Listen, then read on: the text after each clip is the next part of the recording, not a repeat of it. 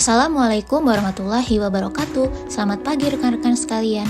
Di kesempatan ini, saya Hoirunisa Arnoi, peserta Latsar CPNS 2024, Kemendikbudristek, Gelombang 2, Angkatan 12, dan Kelompok 2, ingin mengidentifikasi dan mendeskripsikan isu implementasi Smart ASN dan manajemen ASN di tempat saya bekerja. Manajemen ASN adalah pengelolaan ASN untuk menghasilkan pegawai ASN yang profesional, memiliki nilai dasar, etika profesi, bebas dari intervensi politik, bersih dari praktik korupsi, kolusi, dan nepotisme.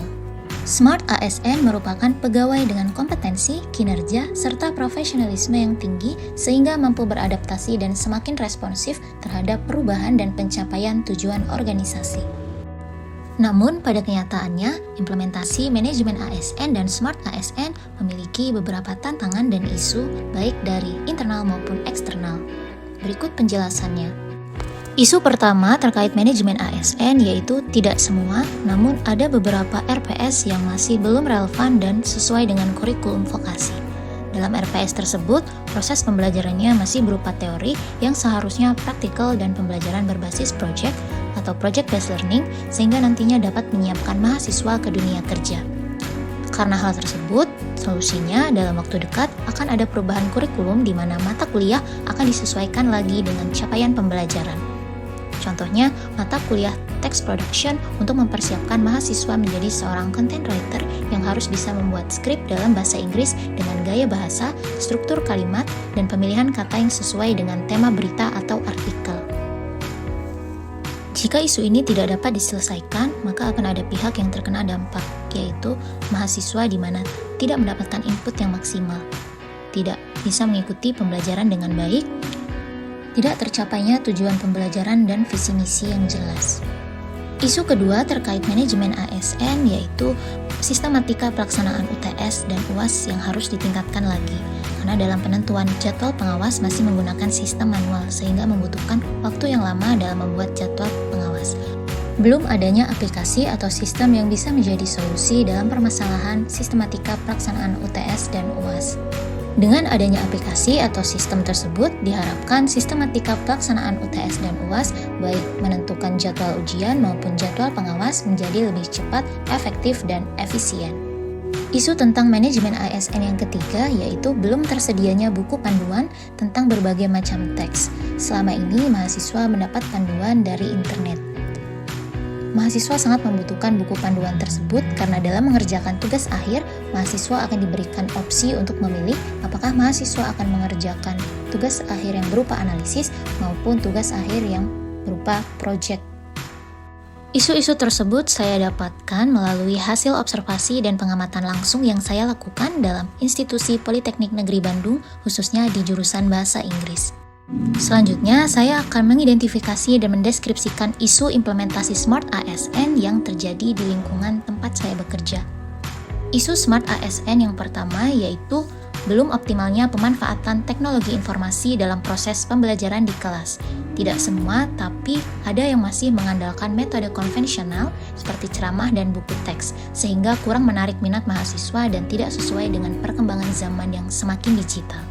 Hal ini menjadi tantangan tersendiri bagi saya selaku CASN untuk dapat memberikan perubahan agar dapat memanfaatkan teknologi dengan baik. Jika isu ini tidak dapat diselesaikan dengan baik, maka akan berdampak dari aspek bela negara. Sebagai ASN, kita tidak berkontribusi dan tidak memberikan pelayanan yang baik terhadap mahasiswa. Tentu hal tersebut sangat bertentangan dengan nilai bela negara. Kemudian dari aspek nilai-nilai dasar ASN yaitu berakhlak, kita tidak mengimplementasikan atau menginternalisasikan nilai berakhlak yaitu adaptif, di mana dalam nilai tersebut kita dituntut untuk mampu mengikuti perkembangan zaman, mau belajar dan menjaga integritas sebagai seorang ASN.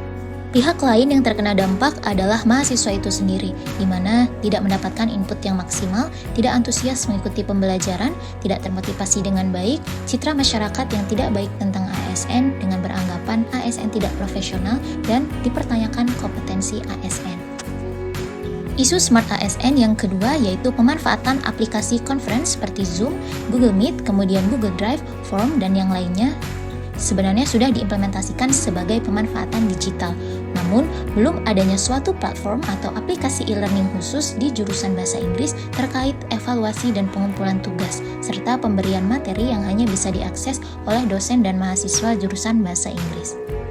Tentunya hal ini menjadi isu yang harus diperhatikan. Hal tersebut bisa terwujud atas kerjasama dengan pihak-pihak terkait dan perlu perencanaan yang matang sehingga dapat terimplementasi. Adapun dampak yang terjadi jika isu ini tidak dapat diselesaikan dengan baik adalah di mana proses pembelajaran akan berjalan tidak efektif dan efisien karena terlalu banyak menggunakan aplikasi dan link yang digunakan. Oleh karena itu, pengembangan e-learning satu pintu menjadi solusi untuk mengatasi isu tersebut.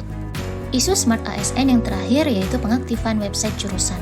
Dalam beberapa tahun terakhir, pemanfaatan sosial media dan website jurusan dalam menyediakan informasi terkait kegiatan yang berhubungan dengan jurusan dan mahasiswa belum dilaksanakan secara maksimal, tidak diupdate secara berkala, dan salah satu penyebabnya karena beban kerja yang tinggi dan kurangnya SDM yang dapat mengelola website tersebut dengan tanggung jawab penuh.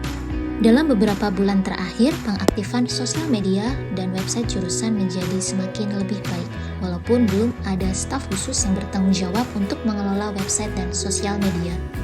Isu-isu terkait Smart ASN ini akan berdampak jika tidak terselesaikan dengan baik.